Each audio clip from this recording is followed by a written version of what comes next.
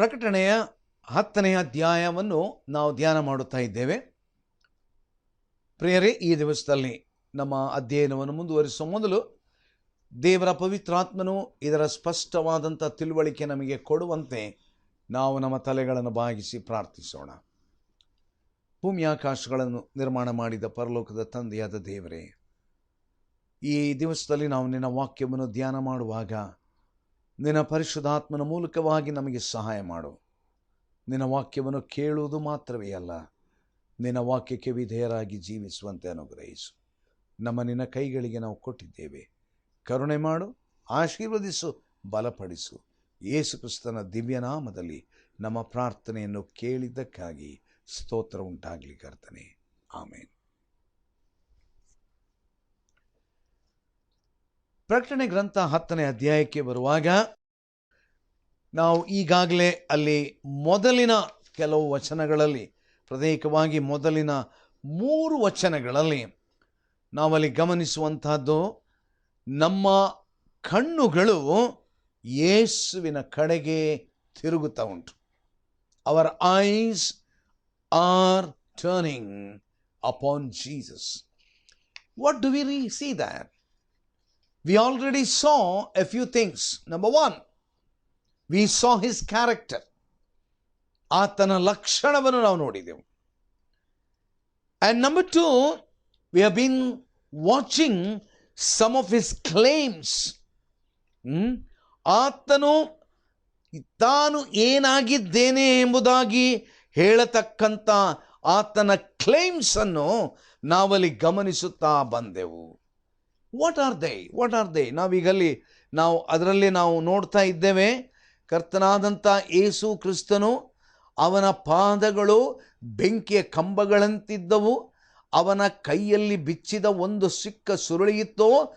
ಅವನು ಬಲಗಾಲನ್ನು ಸಮುದ್ರದ ಮೇಲೆಯೂ ಎಡಗಾಲನ್ನು ಭೂಮಿಯ ಮೇಲೆಯೂ ಇಟ್ಟು ಸಿಂಹವು ಗರ್ಜಿಸುವ ಪ್ರಕಾರ ಮಹಾಶಬ್ದದಿಂದ ಕೂಗಿದನು ಎಂಬುದಾಗಿ ನಾವಲ್ಲಿ ನಾವು ನೋಡ್ತಾ ಇದ್ದೇವೆ. Now as we look into this verse, ನಾವು ಈ ವಚನವನ್ನು ನಾವು ನೋಡುವಾಗ, see what Daniel was told to full view, for the end time has come. ದಾನಿಯೇಲನಿಗೆ ದೇವರು ತಿಳಿಯಪಡಿಸಿದಂಥ ಆ ಅಂತಿಮವಾದಂಥ ದಿನ ಈಗ ಹತ್ತಿರವಾಗ್ತಾ ಉಂಟು. The Lord is about to act. ನಮ್ಮ ದೇವರು ಕಾರ್ಯಾಚರಣೆ ಮಾಡುವಂಥ ಸಮಯ ಹತ್ತಿರವಾಯಿತು. He will act in compliance with the mind and will of God. ದೇವರ ಆಲೋಚನೆ, ದೇವರ ಚಿತ್ತಕ್ಕೆ ಅನುಗುಣವಾಗಿ ಆತನು ತನ್ನ ಕಾರ್ಯಾಚರಣೆ ಮಾಡುತ್ತಾನೆ. See, all the unfulfilled prophecies and promises will now will come to pass. That's the prophecy.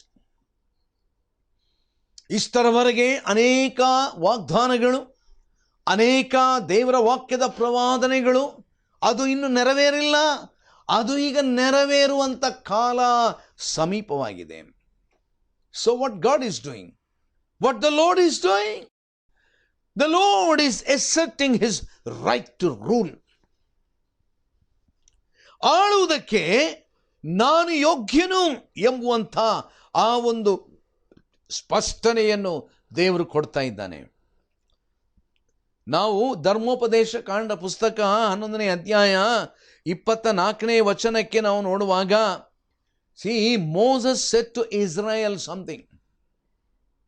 You know what Moses said? Every place whereon the soles of your feet shall tread shall be yours. The book of Deuteronomy chapter 11 verse 24. ನೀವು ಕಾಲಿಡುವಂಥ ಪ್ರದೇಶ ಅದು ನಿಮ್ಮದು. ನೀವು ಕಾಲಿಡುವಂಥ ಪ್ರದೇಶ ಅದು ನಿಮ್ಮದು.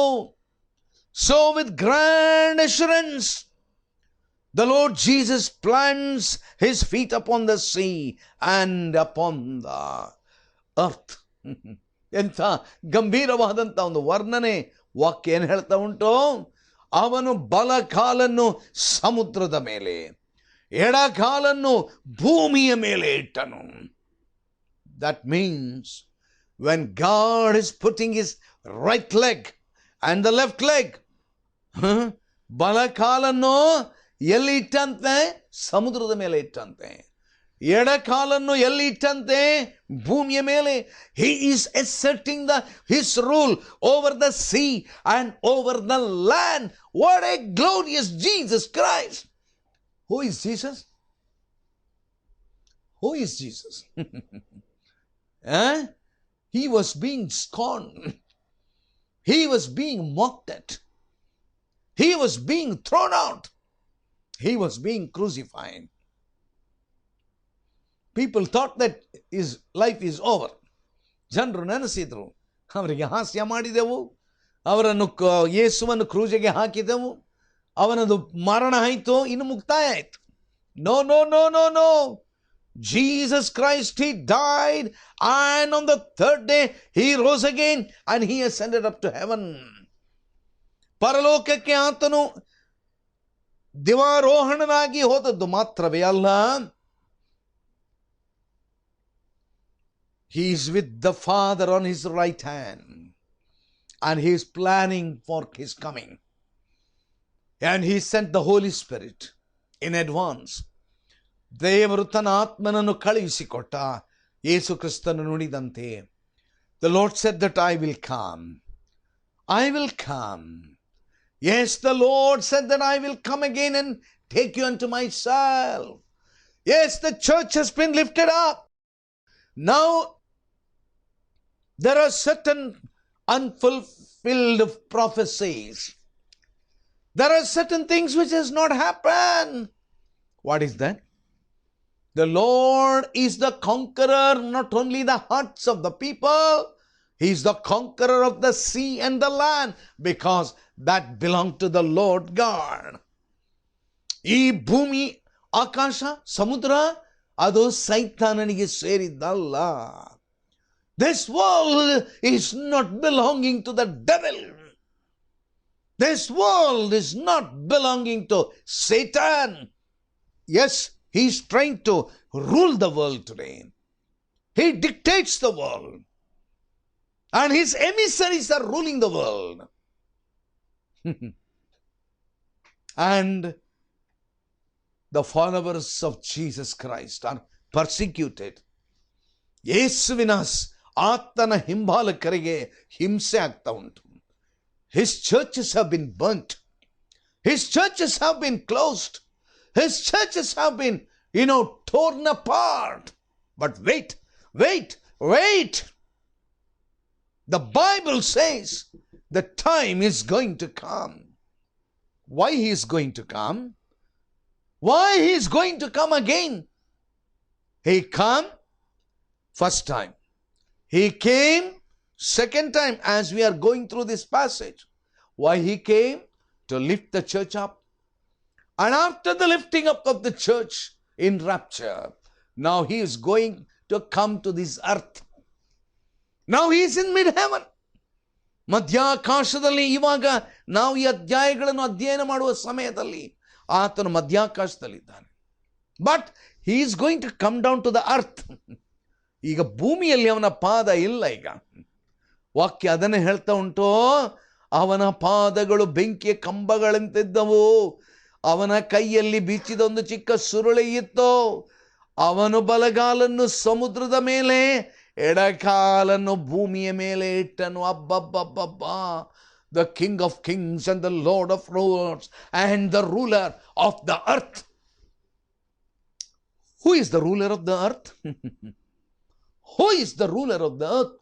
The Lord Jesus Christ is going to assert his rulership. He is going to assert his rulership. ಈ ಲೋಕದಲ್ಲಿ ಅನೇಕ ಸರಕಾರಗಳು ಬಂದಿದೆ. ಬೇರೆ ಬೇರೆ ದೇಶಗಳಲ್ಲಿ ಬೇರೆ ಬೇರೆ ಸರಕಾರಗಳು ಆಳ್ವಿಕೆ ಮಾಡುತ್ತಾ ಇದೆ. ನನ್ನ ಪ್ರಿಯರೇ, ಒಂದು ದಿನ ಬರುತ್ತದೆ, he claims, the Lord is going to claim them all, from pole to pole, from sea to sea, from the river to the ends of the earth. ಒಂದು ಮೂಲೆಯಿಂದ ಇನ್ನೊಂದು ಮೂಲೆಗೆ, ಸಮುದ್ರದ ಒಂದು ಭಾಗದಿಂದ ಇನ್ನೊಂದು ಭಾಗದವರೆಗೆ Jesus Christ is going to claim his authority. Says that now my right leg is on the sea, my left leg is on the earth. What a terrific explanation. What a terrific claim. We saw his character, and now we are saying, now we are watching his claim. My dear brother, my dear sister, his claim is going to become a reality. Watch out. This prophetical fulfillment will be the reality. ದೇವರ ವಾಕ್ಯದ ಈ ಸತ್ಯ, ಪ್ರವಾದನೆಯ ಸತ್ಯ, ಅದು ನಿಜವಾಗುವಂಥ ದಿನ ಉಂಟು. ಈ ದಿವಸದಲ್ಲಿ ನಾವು ಯಾರು ಕೂಡ ಇದೊಂದು ಕುಚೋದ್ಯ ಎಂಬುದಾಗಿ ಹೇಳಬಹುದು. ನೀವು ಯಾರು ಕುಚೋದ್ಯ ಅಂತ ಹೇಳಿದರೂ ಪರವಾಗಿಲ್ಲ. I believe what the Bible says. I am not giving my prophecy. This is not Walter Martin's prophecy. This is the prophecy of the Bible, the Word of God. He claims everything under his rule. And he puts down his foot with unshakable resolve, which is exactly what this world needs. The world needs someone like a dictator who will claim it. Who will claim it? ಅನೇಕ ಸಾರಿ ಅನೇಕರು ಹೇಳಿದ್ದುಂಟು ನನ್ನ ಹತ್ರ, ಅಯ್ಯ ಈ ನಮ್ಮ ದೇಶದ ಸಮಸ್ಯೆ ಹೋಗಬೇಕಾದ್ರೆ, ನಮ್ಮ ದೇಶದ ಕರಪ್ಷನ್ ಹೋಗಬೇಕಾದ್ರೆ, ನಮ್ಮ ದೇಶದ ಆ ಎಲ್ಲ ಸಮಸ್ಯೆಗಳು, ನಮ್ಮ ಸರ್ಕಾರದಲ್ಲಿ ಬೇರೆ ಕಡೆಗಳಲ್ಲಿ ಇರತಕ್ಕಂಥ ಎಲ್ಲ ರೀತಿಯ ಅಶುದ್ಧತ್ವ ಹೋಗಬೇಕಾದ್ರೆ, we need a iron hand and an iron leg. Oh my brother, my sister, days are going to come. You know who is going to rule? It's not any other government. It is not any party that you talk about. Bible is not talking about any party. Bible is talking about a person. The person is none else than Jesus Christ. That person is none else than the Lord Jesus Christ. And may I tell you one thing? No dissent will be allowed. ಇವತ್ತೇನು ಗೊತ್ತಾ, ಒಂದು ಪಾರ್ಟಿಯವರ ಮುಂದೆ ಬಂದರೆ ಆ ಪಾರ್ಟಿಯ ವಿರುದ್ಧ ಮಾತಾಡುವವರಿದ್ದಾರೆ. ಆ ಪಾರ್ಟಿಯಲ್ಲಿ ಮುಂದೆ ಬರುವಾಗಲೇ ಆ ಪಾರ್ಟಿಯೊಳಗೆ ಡಿಸೆನ್ಷನ್ ಶುರುವಾಗ್ತದೆ, ವಿರೋಧಗಳು ಶುರುವಾಗ್ತದೆ. But when the lord Jesus Christ comes, there will be no dissent. People will either be right in or they will be out forever. Either they are in or they are out forever. Next, before I close, John draws our attention to his cry. First, his character. Second, his claim. Now, third, his cry. verse 3 ಏನು ಹೇಳ್ತಾ ಉಂಟಲ್ಲಿ? ಸಿಂಹವು ಗರ್ಜಿಸುವ ಪ್ರಕಾರ ಮಹಾಶಬ್ದದಿಂದ ಕೂಗಿದನು. ಅಬ್ಬಬ್ಬಾ. He says that the angel cried with a loud voice as when a lion roareth. And when he had cried, 7 thunders uttered their voices. ಸಿಂಹವು ಗರ್ಜಿಸುವ ಪ್ರಕಾರ ಮಹಾಶಬ್ದದಿಂದ ಅವನು ಕೂಗಿದನು. ಕೂಗಿದಾಗ 7 ಗುಡುಗುಗಳು ಒಂದೊಂದಾಗಿ ಧ್ವನಿ ಕೊಟ್ಟವು. ನನ್ನ ಪ್ರಿಯರೇ, ಸಿಂಹದ ಗರ್ಜನೆಯನ್ನು ಕೇಳಿದ್ದೀರಾ ಯಾರಾದರೂ? ಒಂದು ವೇಳೆ ತಪ್ಪಿ ಹೋಗಿ ಎಲ್ಲಾದರೂ ನೀವು ಸಿಂಹದ ಪಕ್ಕದಲ್ಲಿ ಇದ್ದು ಬಿಟ್ಟು ನಿಮಗೆ ಗೊತ್ತಿಲ್ಲದಂಥ ರೀತಿಯಲ್ಲಿ ಸಿಂಹ ಗರ್ಜನೆ ಮಾಡಿದರೆ, ಅಬ್ಬಾ, ಒಂದು ಸಾರಿಗೆ ನಿಮ್ಮ ಹೃದಯ ಆಘಾತವಾದೀತು. Bible says, you know what the Bible says? When the angel cried with a loud voice, when the Lord Jesus Christ, when he cried, it was as if a lion was roaring. ಸಿಂಹ ಗರ್ಜನೆ ಮಾಡುವ ಹಾಗೆ. And when he had cried, 7 thunders uttered their voice. ನನಗಿನ್ನೂ ಜ್ಞಾಪಕ ಉಂಟು, ನಾನಿನ್ನೂ ಬಾಲಕನಾಗಿದ್ದಾಗ ಈ ಸಿಡಿಲು ಗುಡುಗು ಬಂದಾಗ, ಸಿಡಿಲು ಬಂದ ಕೂಡಲೇ ನಮಗೆ ಗೊತ್ತು ಈಗ ಗುಡುಗು ಶಬ್ದ ಬರ್ತದಂತ. ನಾನು ಮಂಚದ ಅಡಿಯಲ್ಲಿ ಕೂತ್ಕೊಂಡು ನನ್ನ ಕಿವಿಗೆ 2 ಬೆರಳಿಟ್ಟುಕೊಂಡು ಆ ಗುಡುಗನ್ನು ಶಬ್ದ ಕೇಳಲಿಕ್ಕೆ ಆಗ್ತಿರಲಿಲ್ಲ. ಆಗ ನನ್ನ ಅಜ್ಜಿ ಹೇಳ್ತಾ ಇದ್ರು, ಮಗ ನೀನು ಕಿವಿಯೊಳಗಡೆ ನೀನು ಆ ಶಬ್ದಕ್ಕಾಗಿ ಹೆದರ್ತೀಯಲ್ಲ, ಆದರೆ ನಿಜವಾಗಿ ಹೆದರ್ಬೇಕು ನಾವು ಆ ಮಿಂಚಿಗಾಗಿ ಅಂತ. ಎಷ್ಟು ಸತ್ಯ ಇದು. ಆ ಶಬ್ದ ಗುಡುಗಿನ ಶಬ್ದ. There are few sounds to compare with the roar of an angry lion. The lion's roar, it is calculated to chill the stoutest heart. ಯಾವನ ಗಡ್ಸಾದ ಮನುಷ್ಯ ಇದ್ರೂ ಕೂಡ ಅವನ ಹೃದಯ ಅದು ಒಂಥರ ತಣ್ಣಗಾಗ್ತದಂತೆ. It gives pause to its most dauntless foe. ಅವನು ಎಂಥ ವಿರೋಧಿ ವೈರಿ ಆಗಿದ್ರು ಕೂಡ ಅವನು ತೆಪ್ಪಗಾಗ್ತಾನಂತೆ. And it really petrifies its prey. ತನ್ನ ವಿರೋಧಿಗಳು ಅವುಗಳ ಎದುರಿನಲ್ಲಿ ತಲ್ಲಣಗೊಳ್ತದೆ. The Lord says, the mighty lion of the tribe of Judah, ಯೂದಾ ಕುಲದ ಸಿಂಹವು, sounds forth his cry, a cry which brooks the defiance from none else. ಯಾರು ಕೂಡ ಸಿಂಹ ಅಂತ ಹೇಳಿದರೆ ಆ ಕಾಡಿನಲ್ಲಿ ಅದು ರಾಜನಂತೆ, ಯಾರು ಸಿಂಹದ ಎದುರು ಬರೋದಿಲ್ಲ. So we turn our eyes upon the Lord Jesus and see him taking a giant stride towards his goal. ತನ್ನ ಆ ಒಂದು ಉದ್ದೇಶಕ್ಕೆ ಇವಾಗ ಯೇಸು ಕ್ರಿಸ್ತನು ಮುಂದೆ ಬರ್ತಾ ಇದ್ದಾನೆ. Having gazed on so much in this book which offends the mind and heart, we feast our eyes upon his glorious sight. ಆತನ ಗಂಭೀರವಾದಂಥ ಮಹಿಮೆಯುಳ್ಳಂಥ ಆ ದೃಶ್ಯ, ನನ್ನ ಪ್ರಿಯರೇ, what a great and wonderful ದೃಶ್ಯ. ಬಟ್ ದೆನ್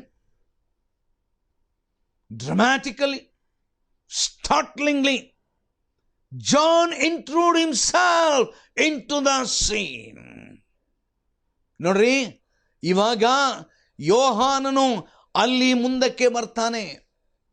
ಅಲ್ಲಿ ಬಂದಾಗ ನೋಡಿ, ನಾವು ಸ್ವಲ್ಪ ಆಲೋಚನೆ ಮಾಡೋಣ. ಆತನು ಹೇಳುವಂಥದ್ದು, he writes, ಒಂದು ಪ್ರಹಸನಾತ್ಮಕವಾದಂಥ, ಅಂದರೆ ನಾಟಕೀಯವಾದಂಥ ರೀತಿಯಲ್ಲಿ ಅನೇಕ ವಿಚಾರಗಳು ನಾವು ಅಲ್ಲಿ ಯೋಹಾನನು ಬರೆಯುವಂಥದ್ದನ್ನು ನಾವಲ್ಲಿ ಗಮನಿಸಬಹುದು. What John is telling, I was about to write. ನಾನು ಬರೆಯಬೇಕೆಂಬುದಾಗಿ ಇದ್ದೆಪ್ಪ. 7 ಗುಡುಗುಗಳು ಒಂದೊಂದಾಗಿ ಧ್ವನಿ ಕೊಟ್ಟವು. ಆ 7 ಗುಡುಗುಗಳು ನುಡಿದಾಗ ನಾನು ಬರೆಯಬೇಕೆಂದಿದ್ದೆನು. I said, you know what John is expressing. ಏನು ಹೇಳ್ತಾನೆ? I heard, I saw, I heard again, I went, I said, I took, I ate. ಬಾ ನೀವು ಮುಂದಕ್ಕೆ ನೀವು ಇದನ್ನು ಅಧ್ಯಯನ ಮಾಡ್ತಾ ಬರುವಾಗ ನಾವು ಎಲ್ಲ ಪದಗಳನ್ನಲ್ಲಿ ಉಪಯೋಗ ಮಾಡುವಂಥದ್ದನ್ನು ನಾವು ನೋಡ್ತೇವೆ. ನಾವು ಯೋಹಾನ್ ಹೇಳುವಂಥದ್ದು, ಅಯ್ಯಯ್ಯೋ ನಾನು ಕೇಳಿದೆ, ನಾನು ನೋಡಿದೆ, ನಾನು ಇನ್ನೊಂದು ಸಾರಿ ನೋಡಿದೆ, ನಾನು ಹೋದೆ, ನಾನು ಹೇಳಿದೆ, ನಾನು ತಕ್ಕೊಂಡೆ, ನಾನು ತಿಂದೆ. It's a beautiful description. How practical is the word of God. ದೇವರ ವಾಕ್ಯ ಅದು ಎಷ್ಟು ಪ್ರಾಯೋಗಿಕವಾದದ್ದು. ನನ್ನ ಪ್ರಿಯರು, ಇದೊಂದು ಮಂತ್ರದ ಪುಸ್ತಕ ಅಲ್ಲ. ಇದು ಈ ಬೈಬಲ್ ಉಂಟಲ್ಲ, ನನ್ನ ಕೈಯಲ್ಲಿ ನಿಮ್ಮ ಕೈಯಲ್ಲಿ ಹಿಡ್ಕೊಂಡಿರುವಂಥ ಈ ಸತ್ಯವೇದ, don't think that it's a magic book.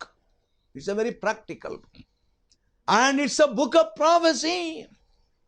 The Bible says the things that are written in this book are going to be fulfilled. ಅದು ನಡೆಯುವಂಥ ಕಾಲ ಅದು ಸಮೀಪವಾಗಿದೆ. It's all very well, to be taken up with the king in his beauty, to have one's head in the clouds. But we must never forget that our feet are still on the earth. ಎಲ್ಲ ಕೇಳುವಾಗ ನಮ್ಮ ತಲೆ ಏನಪ್ಪ ಆ ಮೇಘದಲ್ಲೇ ಮುಳುಗಿ ಹೋಗುವುದು ಬಹಳ ಸಹಜ. But may I tell you, my brothers, my sisters, ಇನ್ನೂ ಕೂಡ ನಮ್ಮ ಕಾಲು ಎಲ್ಲಿ ಉಂಟಪ್ಪ? ಎಲ್ಲುಂಟು ನಮ್ಮ ಕಾಲು? ಇನ್ನೂ ಕೂಡ ಇಲ್ಲೇ ಇದ್ದೇವೆ ನಾವು. We may be in Christ, as Paul, puts it in writing to Colossians, to the believers.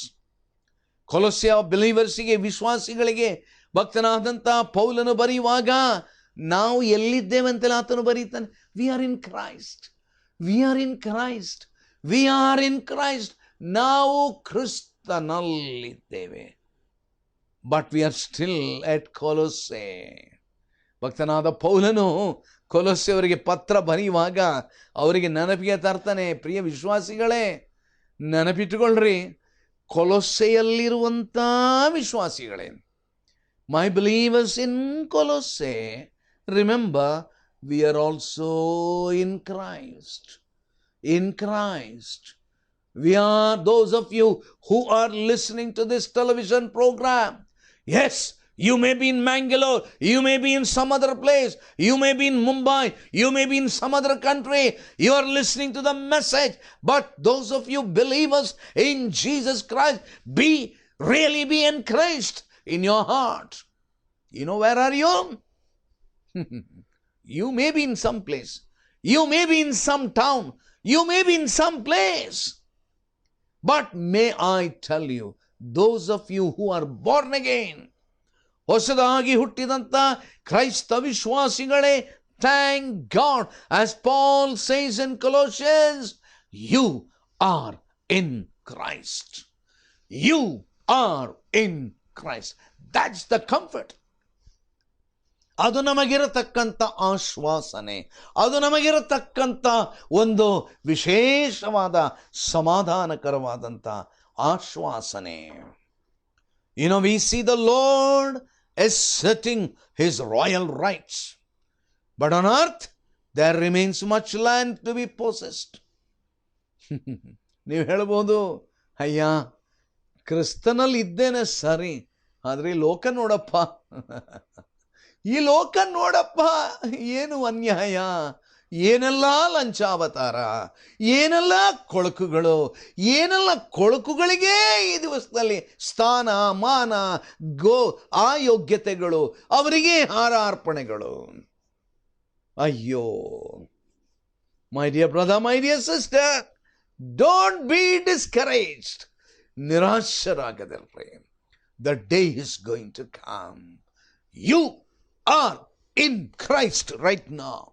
But may I tell you one thing, the day is going to come with Christ. You are going to occupy this land. You are going to occupy this world. The Lord has claimed his royal right, but on earth there remains, yes, lot of places to be claimed. Maybe only a few people are Christian believers. But may I tell you, John has to prophesy before many people, nations, tongues, and kings. Oh, ನನ್ನ ಪ್ರಿಯರೇ, much land we are going to conquer. We are going to live in this world for 1,000 more years. Till that time, let us be patient.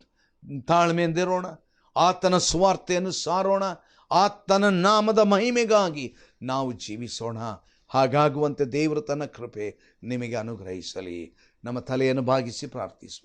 ಪ್ರೀತಿಯುಳ್ಳ ಸ್ವಾಮಿ, ನಿನ್ನ ಅಮೋಘವಾದ ದರ್ಶನಕ್ಕಾಗಿ ನಿನಗೆ ಸ್ತೋತ್ರ.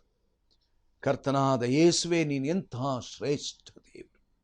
ನೀನು ಕೇವಲ ಪರಲೋಕದಲ್ಲಿರುವವನಲ್ಲ, ಈ ಲೋಕದಲ್ಲಿ ತನ್ನ ಹತೋಟಿಯನ್ನು ನಿನ್ನ ಹತೋಟಿಗೆ ತೆಕ್ಕೊಳ್ಳುವಂಥ ದಿನ ಬರ್ತದೆ. ಅಲ್ಲಿಯವರೆಗೆ ನಾವು ನಂಬಿಗಸ್ತರಾಗಿ, ನಿನ್ನ ದಿನ ಬರುವವರೆಗೆ ನಾವು ನಂಬಿಗಸ್ತರಾಗಿ ನಿನ್ನ ವಾಕ್ಯವನ್ನು ಅನೇಕರಿಗೆ ತಿಳಿಸುವಂಥ ಕೃಪೆ ಅನುಗ್ರಹಿಸು. ಯೇಸು ಕ್ರಿಸ್ತನ ದಿವ್ಯನಾಮದಲ್ಲಿ ನಮ್ಮ ಪ್ರಾರ್ಥನೆಯನ್ನು ಕೇಳಿದ್ದಕ್ಕಾಗಿ ನಿನಗೆ ಸ್ತೋತ್ರ ಸ್ವಾಮಿ. ಆಮೇನ್.